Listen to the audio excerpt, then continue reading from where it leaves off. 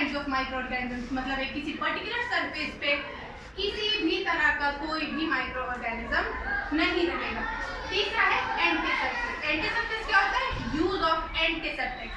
Antiseptics क्या होते हैं बेटा आपके? वो भी एक तरह से डिसइंफेक्टेंट्स होता है जिसको कि आप अपने लिविंग टिश्यू पे लगाते हैं। आपको चोट लग जाती है, आप शरीर में क्या लिविंग टिश्यू है ना बेटा, जब आपको शरीर में आपकी चोट लग गई, आपके टिश्यू एक्सपोज हो गए, उसके ऊपर आप एंटीसेप्टिक लगाते हो।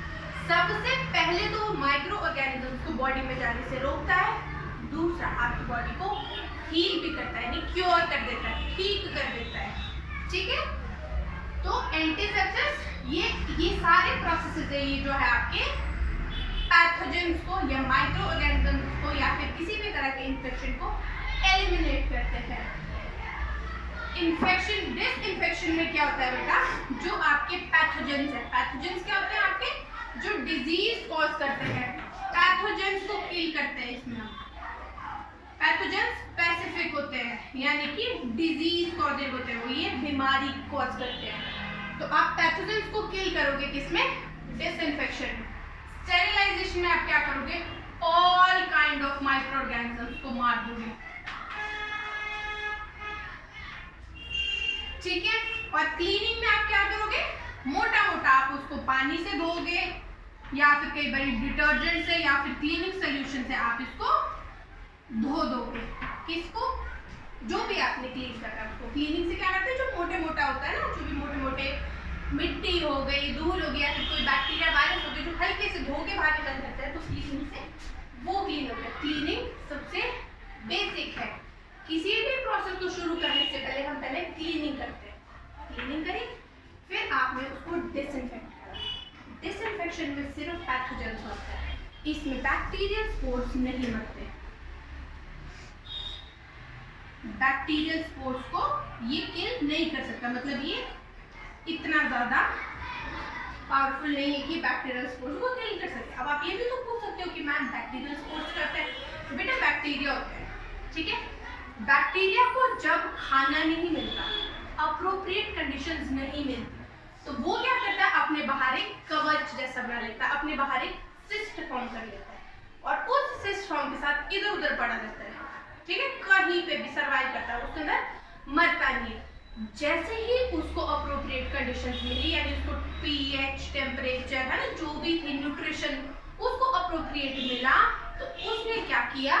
वो दोबारा अपनी सिस्ट तोड़ दी और जो बैक्टीरिया स्पोर क्या थी वो एक्टिवेट हो गई।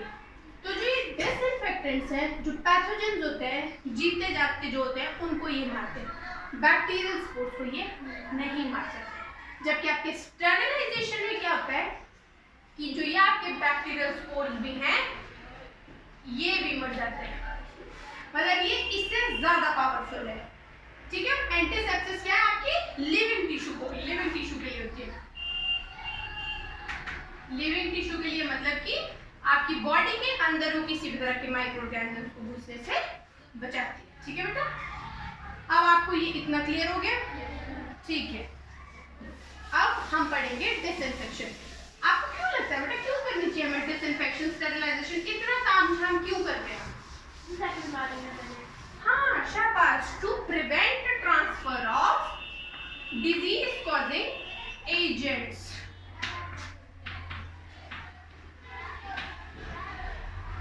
To prevent transfer of disease causing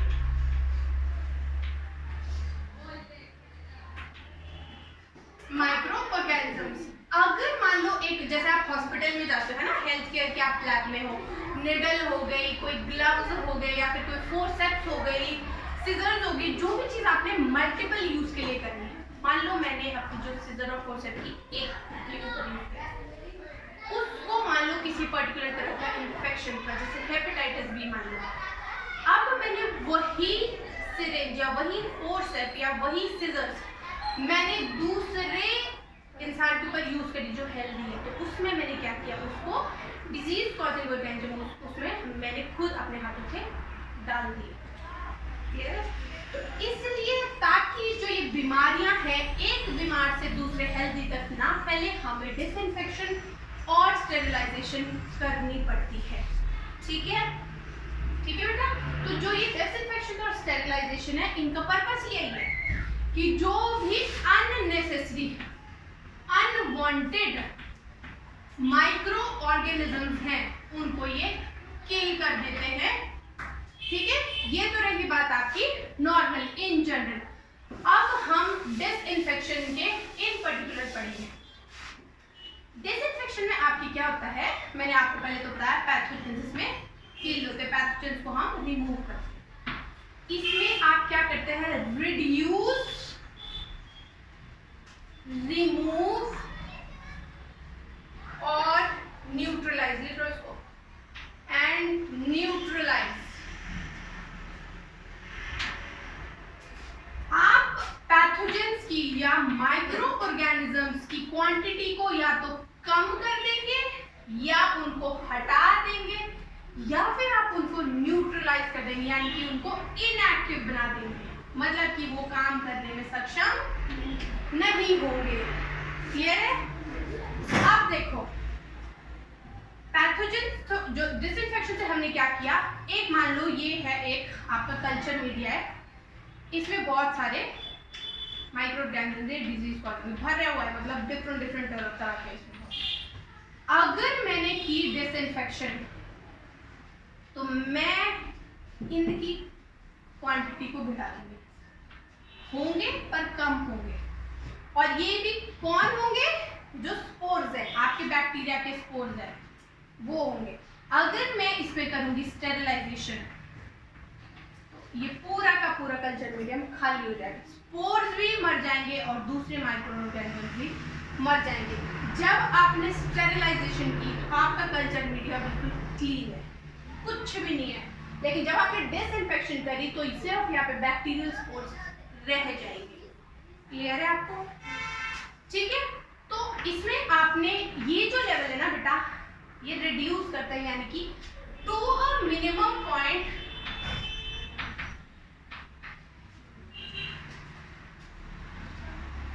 जहां पे ये नॉन हार्मफुल है, कि इतने अगर होंगे तो इनसे कुछ नुकसान नहीं होगा।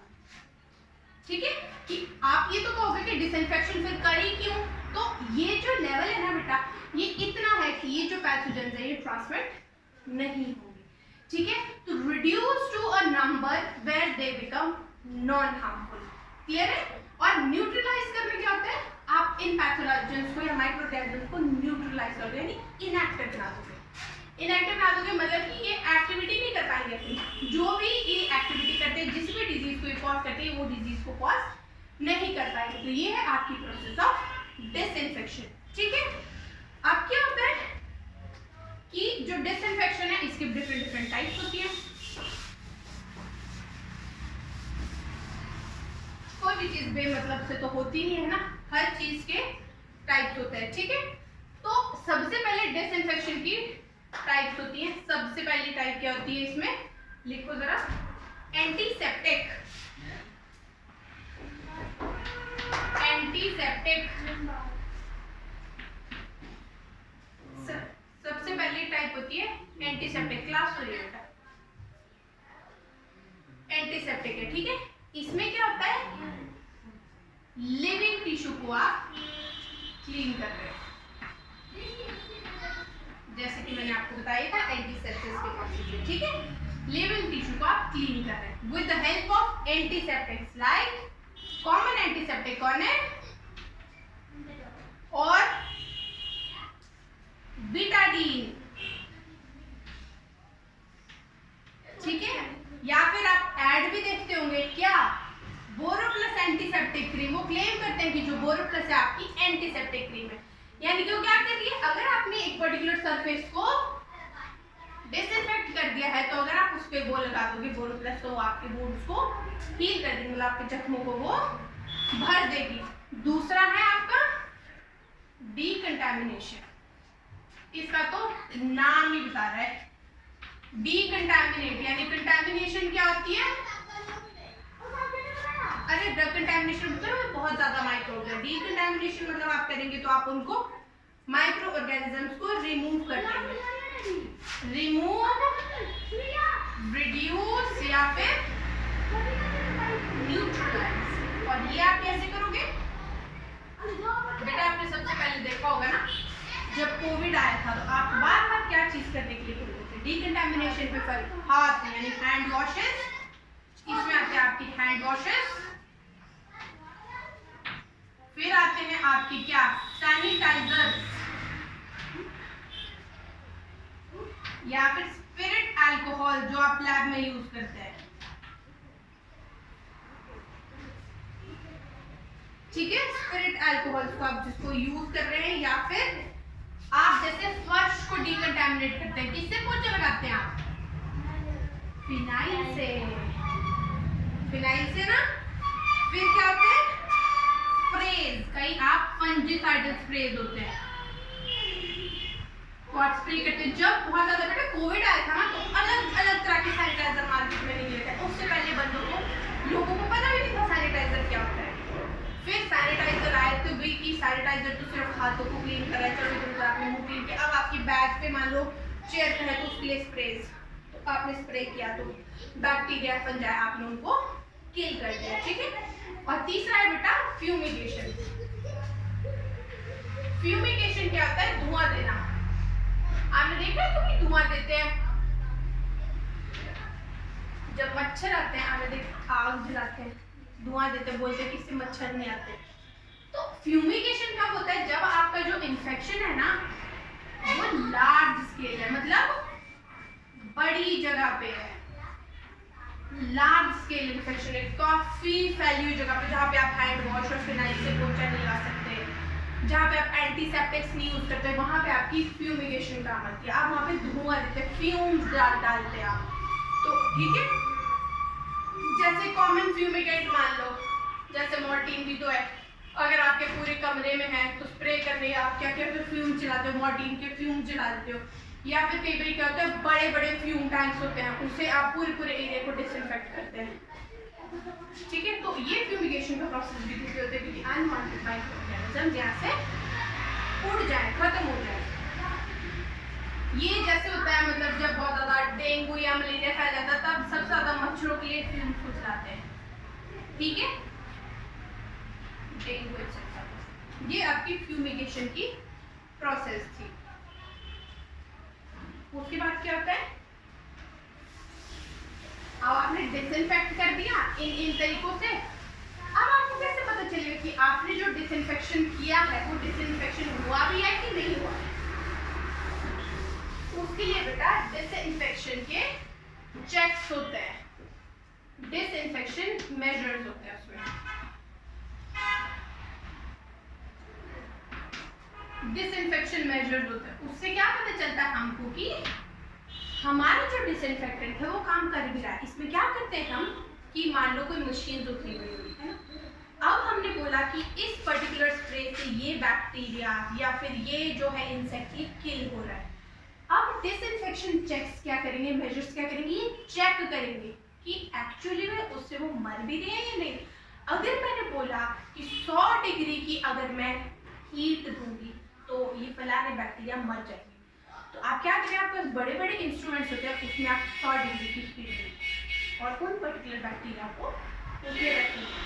अगर आपका जो कल्चर मीडिया था वो बिना बैक्टीरिया के बाहर आ गया, मतलब आपका डिसइंफेक्टेंट काम कर रहा है। कभी भी आपने देखा आपका डिसइंफेक्टेंट, जैसे मैंने आपको बताया डेटॉल या फिर हैंड वॉश है जो भी है, वो पूरे कीटाणु नहीं मारता।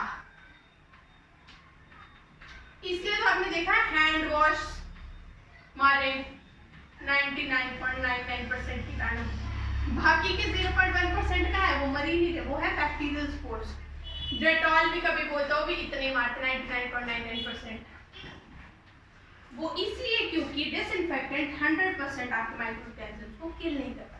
पर फिर भी हम ये कह रहे हैं कि एक पर्टिकुलर उनको लेवल पे वो ले आता है जहां पे वो नॉन हार्मफुल हो जाए। ठीक है, तो उससे क्या हुआ कि डिसइंफेक्शन मेजर्स ने क्या चेक किया कि जो आपका डिसइंफेक्टेंट है, आपने धुआं दिया या फिर आपने कोई लिक्विड यूज किया, आपने सैनिटाइजर यूज किया, आपने हैंड वॉश यूज किया, जो भी चीज आपने यूज करी वो काम करने के लिए, तो आप उसको apparatus में चेक करेंगे और जो भी आपके डिसइंफेक्शन के मेजर्स हैं, अगर वो पर्टिकुलर माइक्रोऑर्गेनिज्म या पैथोजेंस के लिए है तो आपका डिसइंफेक्टेंट गुड टू गो है, मतलब अच्छा है, ठीक है। फिर उसके बाद क्या है, अब जो ये डिसइंफेक्शन है ये 2-3 स्टेजेस पे होती है, ठीक है। हाई लेवल डिसइंफेक्शन,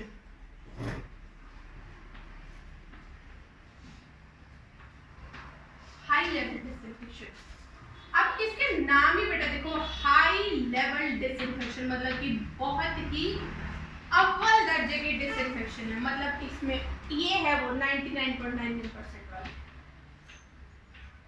कि मतलब सब मारती है, 0.1% ही बचे, ठीक है। तो हाई लेवल डिसइंफेक्शन में क्या है, आपके ऑलमोस्ट हर तरह के माइक्रोब किल हो जाएंगे। एक होता है इसमें स्टार पॉइंट है, इसको नोट करना, ये है ग्लूटाल्डिहाइड। ग्लूटाल्डिहाइड क्या होता है बेटा, ये एक तरह का डिसइंफेक्टेंट भी है और ये एक तरह का स्टरलेंट भी है। अगर इस ग्लूटाल्डिहाइड को आप सूटेबल कंडीशंस दोगे,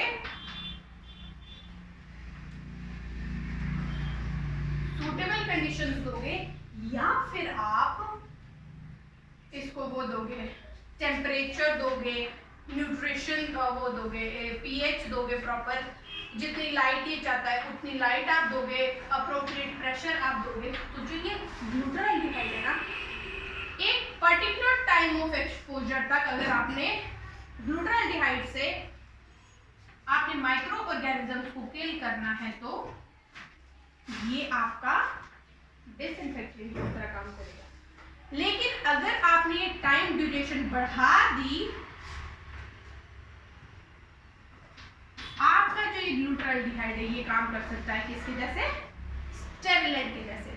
मतलब अगर जो ये ग्लूटाल्डिहाइड है, स्टार पॉइंट है कि अगर आपने इसमें कम टाइम तक या थोड़े कम टाइम तक या कम इंटेंसिटी पे माइक्रो ऑर्गेनिजम्स या पैथोजेंस को किल करना चाहा, तो ये डिसइंफेक्शन का काम करेगा, डिसइंफेक्टेंट का काम करेगा। आपको पता है ये डिसइंफेक्शन जो कॉज करते जिनकी वजह से, तो उनको आप बोलते हैं डिसइंफेक्टेंट्स, ठीक है। तो अगर और फिर इसी ग्लूटाल्डिहाइड में आप माइक्रो ऑर्गेनिजम्स को ज्यादा टाइम तक रखेंगे, तो ये क्या बन जाएगा, स्टेरलेंट, यानी कि जो बचे कुचे थे ये उनको भी मार देगा। इस ग्लूटाल्डिहाइड की तरह एक और होता है, उसको आप क्या कहते हैं, आइसोप्रोपेनॉल, कुछ ऐसे कहते हैं, मतलब आइसोप्रोपाइल अल्कोहल आप उसको कहते हैं, ठीक है। आइसोप्रोप के नाम से वो बिकता है। उसमें भी यही है कि अगर उसको आप थोड़ी देर के लिए उसके साथ एक्सपोजर दोगे तो वो डिसइंफेक्टेंट का काम करेगा, ज्यादा देर तक रख के छोड़ोगे तो वो स्टेरलाइट का काम करेगा। और ये सारे काम जरूरी क्यों है, ये इसीलिए जरूरी है बच्चों, क्योंकि इन्फेक्शन ना फैले। आप आगे जाओगे, आप मेडिकल की फील्ड में जाओगे, ठीक है, आप दिन भर मरीजों के बीच में, आप जिस भी इंसान पे काम कर रहे हो उसमें किसी ना किसी तरह का इन्फेक्शन है या फिर उसमें कोई पर्टिकुलर टाइप के बैक्टीरिया हैं। अगर आप इतने सारे मासेस में दोबारा तो सब बीमार हो जाएंगे, जब same operator, same bed, same सब कुछ, हॉस्पिटल्स में दुनिया भर के मरीज होते हैं, ठीक है, पर एक की बीमारी दूसरे को कम समय लगती है। क्यों? क्योंकि वो हर टाइम देखा आपने हॉस्पिटल में फिनाइल का पोछा लगता ही रहता है हमेशा। वो क्या करते हैं, डीकंटामिनेशन करते हैं, यानी कि जो आपकी इनसाइड या आउटसाइड इंसान जो बीमार है वो तो अपनी केयर कर ही रहा है, अपनी बॉडी को अंदर से डिसइंफेक्ट कर रहा है, आउटसाइड से डिसइंफेक्ट कर रहा है, पर अलावा उसके हम जिस एटमॉस्फेयर में रहते हैं वो भी आपका फ्री ऑफ माइक्रोऑर्गेनिज्म होना चाहिए, यानी कि वो भी डिसइंफेक्टेड होना चाहिए, यानी कि वो भी डीकंटामिनेटेड होना चाहिए।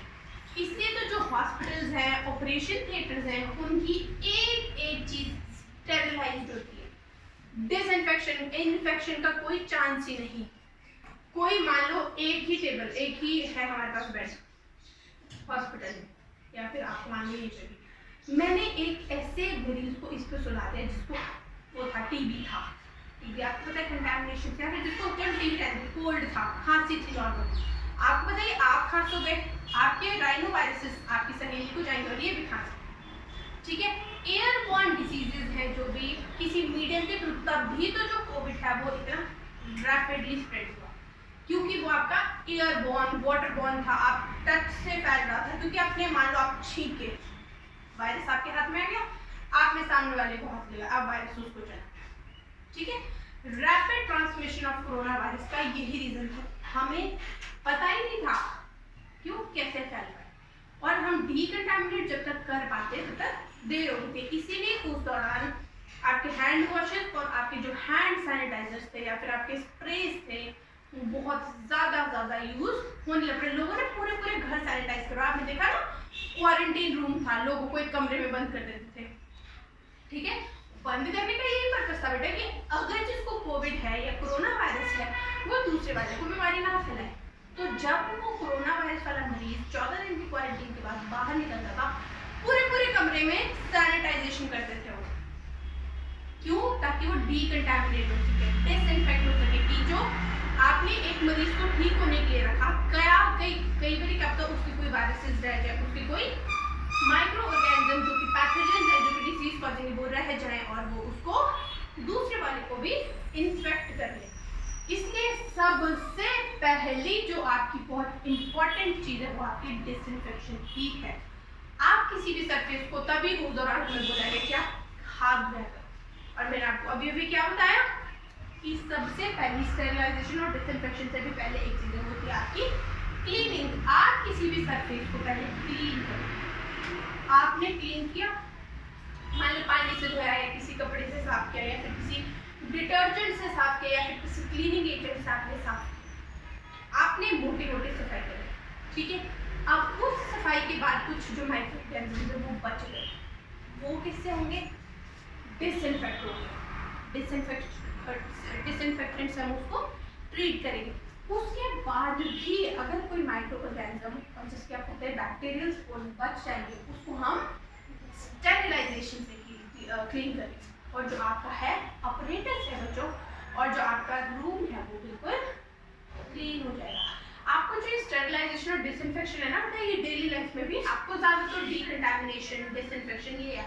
स्टेरिलाइजेशन एक बड़ी टर्म है, उसको आप मतलब बड़े लेवल पे हॉस्पिटल के लेवल पे आप यूज करें, ठीक है।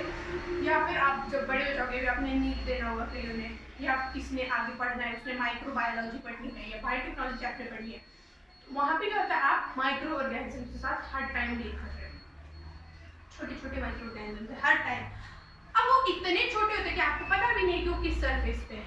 अगर आप मान लो एक माइक्रो, आपने एक बार आपके पास एक वो है कल्चर मीडिया है, उसमें माइक्रोब्स हैं। माइक्रोबायोलॉजी में आप माइक्रोब्स को स्टडी करते हो, उसमें माइक्रोब्स है। आप किसी पर्टिकुलर फोर्सेप्स से या किसी पर्टिकुलर चीज से उनको स्टडी करते हो, आपको पता भी नहीं है जो आप फोर्सेप आपने यूज किया, आपके कल्चर मीडिया यूज किया, आपने जो ग्लव यूज किए वो उस पर है कि नहीं। आप उन्हीं गंदे हाथों से एक दूसरी बैक्टीरिया, दूसरे कल्चर मीडिया को हाथ लगा दोगे जिसमें दूसरी तरह के माइक्रोब्स है, तो आपका जो है टेस्ट के रिजल्ट, जो भी आप एक्सपेरिमेंट कर रहे हो, एक्सपेरिमेंट के रिजल्ट गलत आ जाएगा। क्योंकि आपने डिसइंफेक्ट ही नहीं करा। एक कल्चर से दूसरे कल्चर में आपने माइक्रो ऑर्गेनिज्म क्या आपने ट्रांसमिट कर दी। इसलिए जो आपकी स्टेरिलाइजेशन और डिसइंफेक्शन की प्रोसेस बहुत जरूरी है। डिसइंफेक्शन, डीकंटामिनेशन तो डेली लाइफ में, स्टेरिलाइजेशन आप बहुत प्रिसाइज, जो आप पता है ना बड़ी बड़ी मेडिसिन बन रही हैं, वैक्सीन बन रहे हैं, ये सारी चीजें बेटा बहुत ही अंडर रिसर्च चीजें चलती है। इसमें हाईली स्टेरिलाइजेशन, हर एक चीज स्टेरिलाइज्ड होती है, क्या पता किस पे कौन सा माइक्रोब हो। इसलिए स्टेरिलाइजेशन और डिसइंफेक्शन हेल्थ केयर या फिर आपकी हेल्थ के विद रिस्पेक्ट टू बहुत इंपॉर्टेंट है। तभी तो हम बोलते हैं अपनी एनवायरनमेंट को क्लीन रखा करो, अपने आसपास क्लीन एटमॉस्फेयर रखा करो, साफ सफाई में रखा करो, क्योंकि आपको नहीं पता कब कौन से बैक्टीरिया, कौन से माइक्रो ऑर्गेनिज्म वहाँ रह रहे हैं और वो आपको कैसे नुकसान कर सकते हैं, ठीक है बेटा। तो डिसइंफेक्शन थी। अब तो मैंने आपको पढ़ा हाई लेवल के डिसइंफेक्टेंट जो कि एक पर्टिकुलर अमाउंट ऑफ टाइम के बाद आपके स्टेरिलाइज का काम करते हैं। उसके बाद क्या है आपके, yes very good, intermediate level of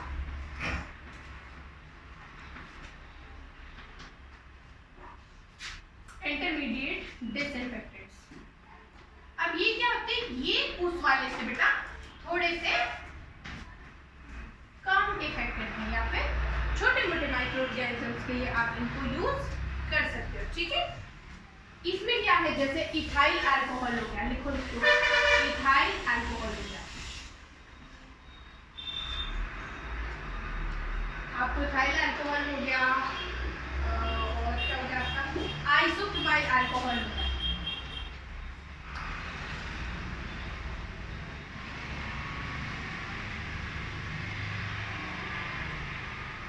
ठीक है, ये जो है ये इंटरमीडिएट डिसइंफेक्टेंट्स है, मतलब कि कम लेवल का अगर इन्फेक्शन हो, थोड़ा सा लेवल का इन्फेक्शन हो, तो तब ये आपकी क्या है, ये यूज करते हैं, इनको यूज करते हैं। इथाइल अल्कोहल तो बहुत ज्यादा नॉर्मल है, आपकी लैब वगैरह में भी होता है, जब आपने लैब में अपने एक्सपेरिमेंट्स करने, आपकी लैब में भी होगा, हो सकता है केमिस्ट्री लैब में, बायोलॉजी की लैब में, जब आप मास्टर्स करोगे, ग्रेजुएशन करोगे, आपको लैब में भेजेंगे, तो वहाँ पे आपको डिसइंफेक्ट करना पड़ेगा हर चीज़। आपको पहले तो बोलेंगे वॉश करो, आप जिन पेट्री डिशेज में, आप जिनको टेस्ट ट्यूब में, ब्यूरेट्स, पिपेट्स, आप जो भी चीज़ यूज़ करो ना, आपको तो बोलते हैं यूज़ करने से पहले धो, यूज़ करने के बाद। जैसे पिपेट यूज़ करते हो आप पिपेट से सक करते हो एक लिक्विड और ब्यूरेट में डालते हो, आपका इन्फेक्शन, आपने जो पिपेट यूज़ करी, अगर वो दूसरे ने एज इट इज यूज़ करी, तो जो इन्फेक्शन है, मान लो वैसे तो नहीं होता, पर अगर है तो वो ट्रांसमिट हो जाता है ना, तो फिर इसीलिए ही बोलते हैं आपको पहले क्लीन करो फिर उसको डिसइंफेक्ट करो। जैसे हमें मास्टर्स में है तो हमें जो ऑपरेटर्स देते थे, पहले हम उसको क्लीन करते थे, अच्छे से साबुन से, सोप से धोते थे, धोने के बाद हम उसको एक मतलब एक ऐसी थी मशीन जैसी, उसमें हीट होती थी, मैं अभी आपको आगे पढ़ाऊंगी, हीट होती थी उसमें, एक पर्टिकुलर अमाउंट ऑफ टेम्परेचर पे वो सारे ऑपरेटर्स हम उसमें रखते थे और वो उससे सूखते थे और वो क्योर करते थे ताकि वो डिसइंफेक्ट हो जाए। कि हम अगर कोई केमिकल के साथ रिएक्शन करें या फिर हम कोई भी रिएक्शन करें तो उसके रिजल्ट्स मेरी ना हो। ठीक है, तो जो डिसइंफेक्शन है ये इसलिए जरूरी है। अब जो ये इंटरमीडिएट लेवल की डिसइंफेक्शन है ना, ये इसके अलग अलग स्टेप्स हैं। ये या तो हीट बेस्ड हो सकती है कि आपने इनको एक पर्टिकुलर टेम्परेचर पे रखा, मान लो 100 डिग्री सेल्सियस पे कोई पर्टिकुलर तरह के माइक्रो ऑर्गेनिजम्स किल हो गए, तो हीट बेस्ड डिसइंफेक्शन में क्या किया, आपने 100 डिग्री टेम्परेचर दिया, आपने अपना अपरेटस रखा और उसको क्लीन कर दिया। जैसे मैंने आपको अभी बताया ना कि हम 2 दिन पहले क्लीन किया और फिर हम उसमें मतलब आधे घंटे के लिए रख देते थे, तो वो हीट से वो क्लीन होता था। अलावा हीट के वो स्टीम बेस्ड भी हो सकती है कि अब अगर कई है ना से जो वाटर बेस्ड, स्टीम में क्या होता है, थोड़े थोड़े वाटर बेस्ड होता है, तो स्टीम बेस्ड है। अगर आप इसमें भी सेम है, अगर आप 100 डिग्री सेल्सियस पे स्टीम दे रहे हो तो कई तरह के माइक्रो ऑर्गेनिजम्स आपके वहां पे भी मर जाएंगे। और सबसे कॉमन तरह की डिसइंफेक्शन आपने देखी होगी, छोटे बच्चे देखे अपने घर में आपके होते होंगे, जब आप भी होंगे या फिर आपके छोटे छोटे कोई भी छोटे छोटे बच्चे घर में, उनको दूध पिलाते हैं, दूध की बॉटल में उनके निप्पल को गर्म पानी में उबालते हैं, देखा आपने? बॉटल को देखना कभी भी ना, जो छोटा बच्चा होता है ना जिसको बॉटल में दूध पीता है ना, उस बॉटल में जब दूध डाल दिया उसने पी लिया, उसके बाद देखना उसको पहले तो उसको वॉश करते हैं, उसको वॉश करने के बाद वो निप्पल और जो बॉटल है उसको पानी में उबालते हैं। ऐसा क्यों करते होंगे?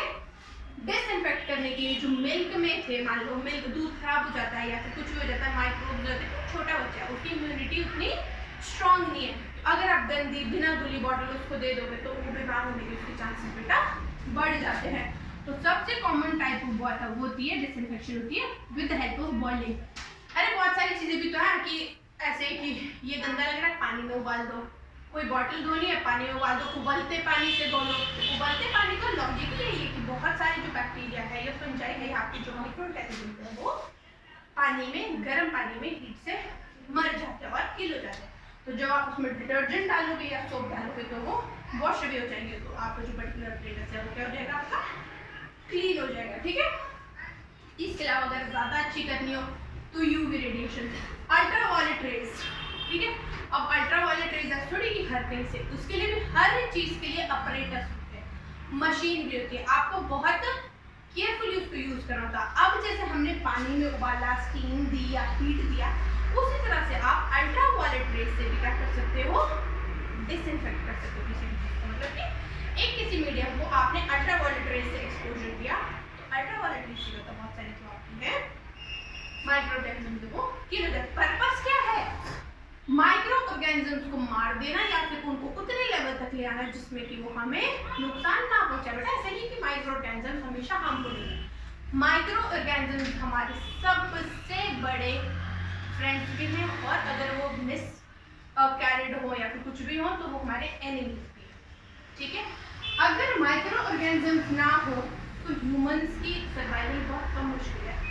आपसे दूध से दही बना रहे हो, वहाँ पे बैसिलस thuringiensis बैक्टीरिया ही काम कर रहा है ना। अगर वो बैक्टीरिया ना हो, बैक्टीरिया क्या है, माइक्रो भी एक तरह से, अगर वो ना हो तो क्या दही बन पाएगी? नहीं ना। उसी तरह से क्योंकि बहुत सारी प्रोसीजर्स में ये काम करते हैं, जैसे यीस्ट है, आप जैसे ब्रेड बनाते हैं तो ब्रेड में यीस्ट काम करती है, यीस्ट क्या है, माइक्रो ऑर्गेनिज्म है। ये सब माइक्रो ऑर्गेनिज्म है, अगर इनको ढंग से यूज किया जाए तो हमारे फ्रेंड्स हैं, और अगर नहीं किया जाए तो ये क्या है, हमारे एनिमीज भी हैं। तो हम एनिमीज वाले माइक्रो ऑर्गेनिजम्स को मार रहे हैं, ऐसा नहीं कि हम सबको ही मार रहे हैं। अगर हमें किसी मीडियम पे या फिर किसी इंस्ट्रूमेंट पे अगर हमें इन्फेक्शन नहीं चाहिए तो हम उस केस में डिसइंफेक्शन करते हैं। ऐसा थोड़ी हर तरह के माइक्रो ऑर्गेनिजम्स मार दे रहे हैं, नहीं, जो कि हमें हार्म करते हैं हम सिर्फ उनको ही किल करते हैं। ठीक है, तो ये थे। और उसके बाद सबसे लास्ट क्या है, लो लेवल की। लो लेवल की जिसका नाम ही बता रहे हैं कि वो कम लेवल की है, मतलब कि आप क्या लगता है वो क्या करती हो। लो लेवल के बेटा बिल्कुल वो कुछ नहीं कर रही, वो मोटे मोटे कीटाणु जो कि क्लीनिंग से आपके क्लीन हो रहे हैं, एक हिस्से आप क्लीनिंग ही समझ सकते हो। एक हिस्से ये क्या है, आपकी क्लीनिंग की है, क्लीनिंग से थोड़ी ऊपर है पर क्लीनिंग है। ठीक है, इसमें क्या है कि जो कुछ बैक्टीरिया और फंजाई है जो नॉर्मल एक्सपोजर से या थोड़ी देर की ट्रीट करके किल हो जाते हैं, तो वो क्या है आपकी लो लेवल की जो है आपकी डिसइंफेक्शन है। ठीक है, इसमें और अलावा इसके जो सबसे बेसिक प्रिमिटिव लेवल है वो क्या है आपको, वो है क्लीनिंग। जैसे मैंने बताया ना, हर चीज cleaning with the help of सबसे पहले तो वाटर, अगर ज्यादा मैले है तो डिटर्जेंट, अगर थोड़ा कंपैरेटिवली कम है तो वेट क्लॉथ, मतलब गीला कपड़ा। ऐसे कोई सरफेस है, मान लो ये टेबल है, अब मेरे को ऐसे नहीं लग रहा कि इस पे ज्यादा इन्फेक्शन है तो मैं इस पे पानी नहीं डालूंगी। ठीक है, तो मैं क्या करूंगी, गीला कपड़ा लूंगी और इसको कपड़े से साफ कर दूंगी, धूल मिट्टी के साथ छोटे मोटे जो माइक्रो ऑर्गेनिज्म वो मैंने हटा दिए। ठीक है, अब अगर मेरे को लगा कि इस टेबल पे मैंने काम करना है, बहुत प्रिसीजन वाला काम करना, माइन्यूट करना, जिसमें इन्फेक्शन की कोई स्कोप नहीं है, तो क्या करूंगी, मैं पानी से क्लीन करूंगी। फिर पानी से भी मेरे को लग रहा है नहीं बात करनी, तो मैं उसमें डालूंगी डिटर्जेंट। अगर मेरे को डिटर्जेंट से भी नहीं मन भर रहा है तो होते हैं कुछ क्लीनिंग एजेंट्स जो कि डिटर्जेंट से भी ज्यादा होते हैं पावरफुल, तो मैं इन क्लीनिंग एजेंट्स को मैं यूज करूंगी और मैं इनको क्लीन कर दूंगी। अगर मान लो मेरे क्लीनिंग एजेंट से भी नहीं बन रहा तो मैं इसको लो लेवल के डिसइंफेक्टेंट से ट्रीट करूंगी। मान लो लो लेवल के डिसइंफेक्टेंट भी इसको काम नहीं कर पा रहा, फिर हम जाएंगे इंटरमीडिएट पे, और इंटरमीडिएट भी फेल हो गया तो आपको बताइए हाई लेवल डिसइंफेक्टेंट, उससे ऊपर कुछ भी नहीं है, उससे ऊपर है स्टेरिलाइजेशन। फिर ठीक है, अगर आपने हाई लेवल के डिसइंफेक्टेंट को ज्यादा देर तक रखा तो वो आपका स्टेरिलाइट का काम कर रहा है, बट अगर आपने ब्यूटाल्डिहाइड नहीं डाला है तो आप डिसइंफेक्शन के बाद करेंगे स्टेरिलाइजेशन। ठीक है, कुछ डाउट है पूछ लो, कुछ भी आपने पूछना, थोड़ा सा भी आपको लग रहा हो तो। इसके अलावा बेटा एक और चीज है जो मेरे से मिस होगी, वो है पाश्चराइजेशन का प्रोसेस।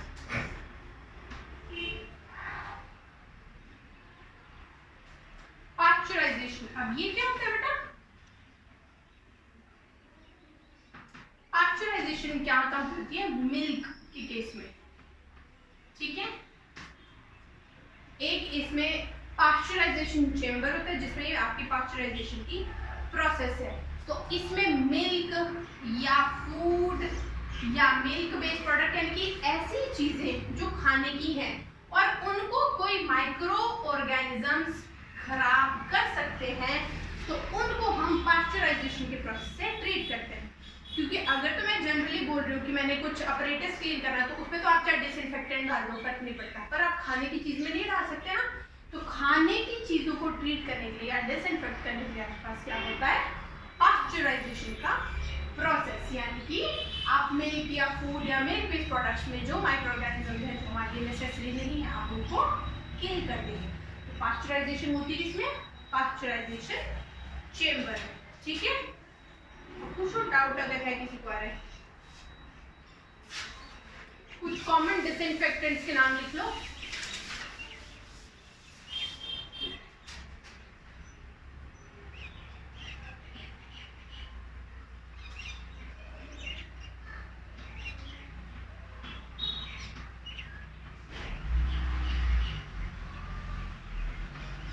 कॉमन डिसइंफेक्टेंट जैसे सबसे पहले क्या बताया था मैंने आपको, मैंने अभी अभी बताया, बताओ जल्दी। नहीं, डिसइंफेक्टेंट्स मैंने नाम लिखाया था ना आपको भी बहुत सारे, न्यूट्रलडिहाइड, isopropyl alcohol, ethyl alcohol, spirit alcohol, ये सारे क्या होते हैं डिसइंफेक्टेंट्स है, जिसको आप जो आपके मैक्सिमम यूज डिसइंफेक्टेंट से कॉमनली वो है अल्कोहल। अल्कोहल आपकी हर चीज में होता है, सैनिटाइजर्स में भी अल्कोहल की कंटेंट होता है, आपके स्प्रेज में भी अल्कोहल होता है, ठीक है। और जो स्पिरिट अल्कोहल जो आपकी लैब में होगी, देखना कभी ना आप, या तो फिर अभी नहीं होगी तो ग्रेजुएशन करोगे मास्टर्स करोगे तो लैब में स्पिरिट अल्कोहल होती है, उसमें आग भी लग जाती है, फ्यूमेगेंट भी होता है उसमें, मतलब आग भी लग जाती है, फ्यूमेबल, फ्लेमेबल, क्या था ये स्पिरिट अल्कोहल।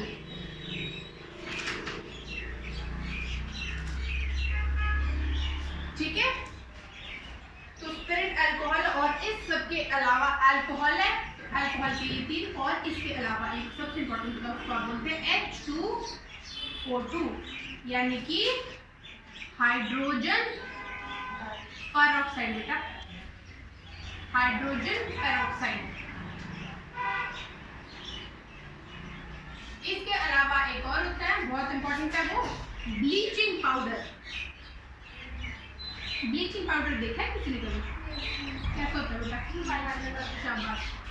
ब्लीचिंग पाउडर इसको कहाँ डालते हैं, जहाँ पे बरसातें रहती हैं, अपने बरसातों में बहुत सारे कीड़े, स्नेल्स, बहुत सारी चीजें आती है, तो क्या करते हैं ब्लीचिंग पाउडर को पानी के आसपास या फिर फंजाई के आसपास या फिर अदरवाइज जाते हैं कि पाउडर कैसा होता है, तो पाउडर क्या करता है माइक्रो ऑर्गेनिज्म या ऑर्गेनिज्म की ग्रोथ को इनहिबिट करता है।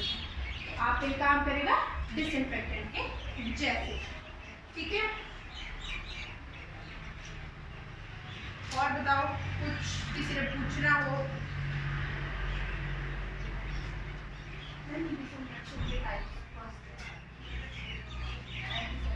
ठीक है, मतलब एंटीसेप्टिक मैंने क्या बताया था बेटा आपको, लिविंग टिश्यू को क्लीन करते हैं। शाबाश, लिविंग टिश्यू को आप क्लीन करते हैं। अगर आपको मान लो चोट लगी या फिर ऑपरेशन थिएटर में ऑपरेशन हो रहा है या कुछ भी हो रहा है ना, आपको मान लो एक्सीडेंट वाले केसेस आते हैं, कुछ नहीं करते, पहले बॉडी को क्लीन करते हैं। तो क्लीन करते हैं तो एंटीसेप्टिक लिक्विड्स का वो यूज करते हैं। सेप्टिक मतलब सेप्सिस मतलब स्किन रिलेटेड, एंटीसेप्टिक मतलब स्किन पे जो भी माइक्रो ऑर्गेनिजम्स है उनको हटाने के लिए जो आपके एंटीसेप्टिक्स है वो काम करते हैं। एक काम बेटा एंटीसेप्टिक्स ये करते हैं कि जो स्किन के टिश्यू है उसके अंदर आपके माइक्रो ऑर्गेनिजम्स को नहीं जाने देते। दूसरा काम ये क्या करते हैं, ये एंटीसेप्टिक सॉल्यूशन का काम हुआ उसको हटाने का। एंटीसेप्टिक ऑइंटमेंट्स होती है जैसे बीटाडीन होगी जो आपकी सबसे कॉमन है, वो क्या करती है आपके डैमेज्ड टिश्यू को हील करके, आपको चोट लग जाती है आपको येलो सा सॉल्यूशन लगाते हैं, वो है बीटाडीन, उसको आप कोविडीन आयोडीन भी बोलते हैं, ठीक है। तो आयोडीन रिच होती है, वो क्या कर रही है माइक्रोब्स को, अननेसेसरी पैथोजेन को वहां से हटा रही है और आपकी रप्चर्ड स्किन को वो हील कर रही है। दूसरा मैंने आपको इतना क्लियर है आपको। दूसरा है डीकंटामिनेशन। कंटामिनेशन तो सबसे इजी है कि वहां पे माइक्रो ऑर्गेनिज्म तो बहुत सारे, उनको हटा दो। डीकंटामिनेशन तो आप नॉर्मली कर रहे हो, सैनिटाइजर लगा लो, हैंड वॉश कर लो, फिनाइल का पोछा लगा दो, स्प्रे कर दो, तो उससे आप क्या कर रहे हो हटा रहे हो। आपने पहले में क्या किया, लिविंग टिश्यू को से हटाया। डीकंटामिनेशन में आपने क्या किया, माइक्रो ऑर्गेनिजम्स को रिमूव किया, वेदर आपने बॉडी पर से रिमूव किया, आपने इधर-उधर की सराउंडिंग से रिमूव किया। तीसरा है आपका फ्यूमिगेशन।